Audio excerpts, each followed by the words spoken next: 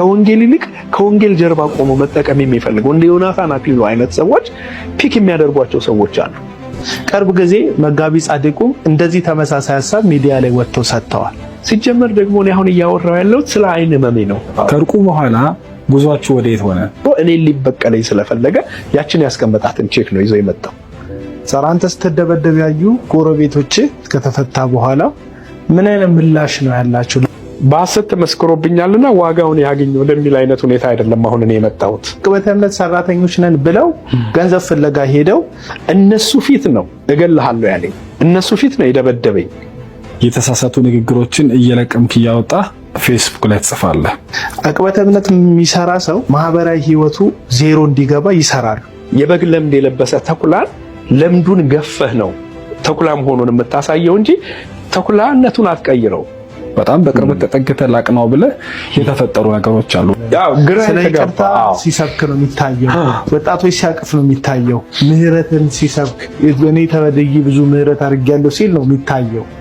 ሪያሊቲው ግን እገላለሁ የሚለው ማንነት ነው ማለት ላይ። አሁን ሰዎች መልካም ወጣት የተማሩ ልጆች አሉ እዛ ሰፈር እርግፍ አድርገው ያቆሙ ቴሌቪዥን የዘጉ ልጆች አሉ። አዎ በዚህ ክስተት የዛኔ ከተመታው ጊዜ ጀምሮ ምንድነው ብዥታዎች መፍጠር ጀመረ። ይደማ ነበር። አንዳንድ የምናውቃቸው ሰዎች እንደዚህ አይነት ሰዎችን ሐሰተኞችን ቀረብ ብለው ለማቅናት በሚል ስም ይጠጋሉ፣ ግን ቆይተው ሲዋጡ ነው የምናየው። ከቅርብ ጊዜ በኋላ ግን ሙሉ ለሙሉ ጨለመ። በቅበተ እምነት አገልግሎት ምክንያት ሰዎች የሚደርስባቸው የተለያየ ጥቃት አለ። ይህ መጽሐፍ ቅዱሳዊ እንደሆነ ክርስትና እንዳልሆነ መናገሬን እቀጥላለሁ። ሐሰተኛ እንደሆነ መናገሬን እቀጥላለሁ። ወዳጅነት እንደወዳጅ እንደ ጊፍት ይሰጣል። ጊፍት ይመጣል። ጊፍት ትቀበላለህ። እኔም ጊፍት እቀበላለሁ። ስለዚህ እኚህ ነገሮች ግን ተደማምረው ኮምፕሮማይዝ ወደ ማድረግ አምጥተውካል። ይሄ መነጽሬ አይኔ ላይ ነው የተሰበረው የተጣመመው። ይሄ እንደዚህ ነው እዚህ ስር የገባው። እዚህ ጋር ታጥፋ ፍሬሟ እንደዚህ ነው የገባው አይኔ ላይ ብሽ ነው ያለብኝ። የሚገርም ሐሰተኛ ነው ብለህ ግን አታምንም ነበር? መጀመሪያ ሐሰተኛ እንደሆነ አምኛለሁ። ቢሰማ ጆሮውን ቢሰጥ የነበረ ይቀናል የሚል እምነት ነው ያለኝ ነው። አሁንም አለ ያኔ አሁንማ የለም። ሌላ ሰው እንዳይለወጥ በጭካኔ እነሱን እየደበደበ ሐሰተኞች እያለ እነሱን መደብደብ እንጀራ አድርጎ እየኖረ እንደሆነ የሚናገሩ ሰዎች አሉ። አይኔን በጣም እያመመኝ ነበር። ማስታውሰው እዚህ ጋር ይደማ ነበር አይኔ። በመሃል ቤት አቶ አቃቢ ይቀልጣል ማለት ነው። በቃ የማያልቅ ህንጻ ብቻ ቆሟል። ሁሌ የሚለመንበት፣ ሁሌ ቢዝነስ የሚሰራበት መልካም ወጣት ሲደርስ እሱ ነው የሚገርመኝ። እኔ ደግሞ ወገኖች፣ ወንድሞች፣ እህቶች ይሄንን ነገር የምናነሳው ስለ አንድ ግለሰብ ለመነጋገር የአንድ ግለሰብ ግላዊ ነገር ለማንሳት ሳይሆን የቤተ ክርስቲያን መሪዎች አይደለም አቢሮ የቤተ ክርስቲያን መሪዎች እንደዚህ አይነት ሰዎች የበግ ለምድ የለበሱ ተኩላዎች መሆናቸውን አውቀው እርምጃ እንዲወስዱ ሊያግዛል መረጃ ለመስጠት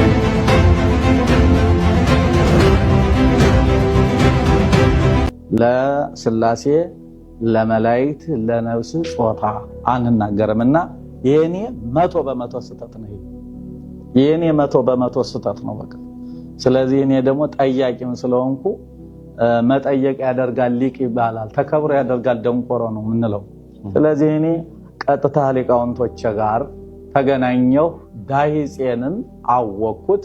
ስለዚህ ቤተክርስቲያኒቱ አባቶች የማይሉትን ኦርቶዶክስ ተዋሕዶ ቤተክርስቲያን ማትናገረውን ተናግሬ ሲኦል መውረድ አልፈልግም። ስንት ዘመን የተማርኩትን ትምህርት ልበክለው ስለማልችል በዚህ ቃል የተደናገራችሁ ምእመናን የተዋሕዶ ተከታዮች የኔ ዳሂጽ እንደሆነ ልታውቁልኝ ፈልጋለሁ። ይሄን ነው ማለት ለምእመናን ምብለው ለሊቃውንቱም ለምኑ ሁሉ። ከዚህ ምን እንማራለን? ዋናው ትርፉ እኚህ የምትመለከቷቸው የኦርቶዶክስ ቤተክርስቲያን አባት ስላሴን በተመለከተ ኦርቶዶክስ ቤተክርስቲያንም ሆነ መጽሐፍ ቅዱስ እንዲሁም የቤተክርስቲያን አባቶች የማያስተምሩትን ትምህርት በአደባባይ ወጥተው ተናግረው ነበረ። የፈጠነ ብዙ ሰዎች ልክ እንዳልሆኑ ነገረ ስላሴ ላይ ስህተት እንደሰሩ በቪዲዮም በተለያየ መንገድ ነገሯቸው። ቤተክርስቲያኗ በራሷ በሆነ መንገድ እኛ አባት ስህተት የቤተክርስቲያኑን ትምህርት እንዳላስተማሩ ተነገራቸው። በአደባባይ ወጥተው እንደተመለከታችሁት የተናገርኩት ትምህርት ስህተት ነው፣ ቤተክርስቲያኗ ትክክል ናት፣ እኔ ስህተት ነኝ፣ የኔ ትምህርት ልክ አይደለም ብለው ራሳቸውን ያረሙበት መንገድ የሚደንቅ ነው። ስለዚህ ምን እንማር ከዚህ የሚለውን አንድ ሁለት ነገር ልናገር። የመጀመሪያው ነገር አንድ ሰው መምህር ሆኖ ሲስት ብቻውን አይደለም የሚስተው፣ ሰሚዎቹን ሁሉ ያስታል። ለዚህ መጽሐፍ ቅዱስ ሲናገር ከእናንተ ብዙዎች አስተማሪዎች አትሁኑ ብሎ ያዕቆብ በመልእክቱ ላይ ግልጽ ይናገራል። ምክንያቱም አስተማሪ ሲስት ብዙ ሰው ስለሚያስት የሚቀበለውም ክብር ትልቅ ነው፣ እንዲሁም የሚጠብቀውም ቅጣት ትልቅ ስለሆነ ማለት ነው። ስለዚህ መምህርነት ውስጥ የገቡ እግዚአብሔር እንዲህ ይላል እያላችሁ የምታስተምሩ ሰዎች ስትስቱ እናንተ ተከትሎ በጣም ብዙ ሰው ስለሚስት በፍጥነት የእርምት እርምጃ መውሰድ፣ ልክ አልነበርኩም ተሳስቻለሁ ብሎ መናገር፣ በቃ መታረም አስፈላጊ ስለሆነ ማለት ነው። እንደነኚህ አባት በእርግጥ ነገር የሚጠሩ የምናውቃቸው አንዳንድ ሰዎች ነገረ ክርስቶስ ላይ በድፍረት ስህተት ሰርተው 3 ዓመት ፈጅቶባቸዋል ይቅርታ ለመጠየቅ።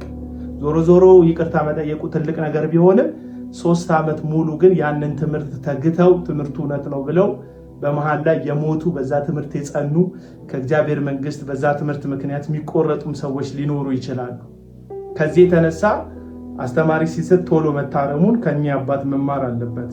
ሁለተኛ ጸንታችሁ እየሳታችሁ ያላችሁ በወንጌላውያን ቤተክርስቲያን ውስጥ ያላችሁ ሐሰተኛ መምህራን የኛ ልጅነት ልክ ኢየሱስ ክርስቶስ የአብ ልጅ በሆነው ልክና መጠን እኛም ከክርስቶስ እኩል ልጆች ነን ብላችሁ የምታስተምሩ ከእግዚአብሔር የተገኘን እግዚአብሔር ነን የምትሉም ሰዎች እስቲ ለ10 ዓመት 20 ዓመት በዚሁ ትምህርታችሁ ስህተታችሁ ጸንታችሁ ብዙዎችን እያሳታችሁ ያላችሁ ሰዎች አላችሁ። በእርግጥ ትመለሳላችሁ የሚል ሐሳብ የለኝም። ለዛ ነው 10ም 20ም ዓመት የፈጃችሁት በዛው ትምህርት ጸንታችሁ። ነገር ግን ከኛ አባት ምን እንማራለን? በፍጥነት ራስን ማዋረድ፣ ራስን ዝቅ ማድረግ፣ ተሳስቻለሁ ማለትን፣ ለዚሁም አኝኮ በሚተፋ በዚህ ማህበረሰብ መካከል ማለት ነው። እና አሁንም ቢሆን ከማንጓጠጥ ከኛ አባት ምን እንማር የሚለውን ነገር ብንወስድ እናተርፋለን። በተለይ የኛ ቤት ሐሰተኛ ነቢያት፣ ሐሰተኛ መምህራን፣ ሐዋርያት ፈጥናችሁ ብትመለሱ። በእርግጥ አንዳንዶቻችሁ ያዕቆብ እንዳለው እናንተ ብዙዎቻችሁ መምህራን አትሁኑ ወይም አስተማሪዎች አትሁኑ የተባለውን ምክር ሰምታችሁ መጽሐፍ ቅዱሱን ለማስተማር ያነሳችሁትን አስቀምጣችሁ ቁጭ ብላችሁ ብትማሩ ጊዜ ብትወስዱ እላለሁ የኛም ቤቶቹ ሰዎች ማለት ነው። ስለዚህ ፈጥኖ መመለስ፣ ፈጥኖ ልክ አይደለውም ማለት ስቶ ከማሳት ያድናል ያተርፋል የሚል ሐሳብ ለመስጠት ነው። በዚህ መካከል ሰው ይቅርታ ሲጠይቅ ደግሞ ይቅርታውን የሚያንጓጥጡም ደግሞ ሰዎች አሉ። ኦርቶዶክሳውያን ሆኖ ፕሮቴስታንት ሰባኪዎች በተሳሳቱት ጉዳይ ላይ ይቅርታ ሲጠይቁ ይቅርታቸውን ለመቀበል ማንጓጠጥ፣ መዘባበትን የሚያበዙ አንዳንድ ተላላ ሰዎች አሉ። እንዲሁም ወንጌላውያን አማኝ ወይም ፕሮቴስታንት ሆናችሁም ደግሞ ሰው ተሳስቻለሁ ሲል ስህተቱን ማረሙን ከማድነቅና ከመቀበል ይልቅ ስህተቱን በማረሙና በመመለሱ ልታከብሩት ሲገባ በማንጓጠጥ የምትጻኑም ሰዎች ይሄ በጣም አስተማሪ ነገር ነው ብዬ ነው የማስበው። ሰዎች ይሳሳታሉ፣ የፈጠነ ግን መመለስ አለባቸው። መምህራን ባይሳሳቱ ግን የተሻለ ነው። ምክንያቱም ስህተታቸው የግላቸው ብቻ ሳይሆን ሕዝብን ይዘው ስለሚሳሳቱ ማለት ነው። ሰላም ነው።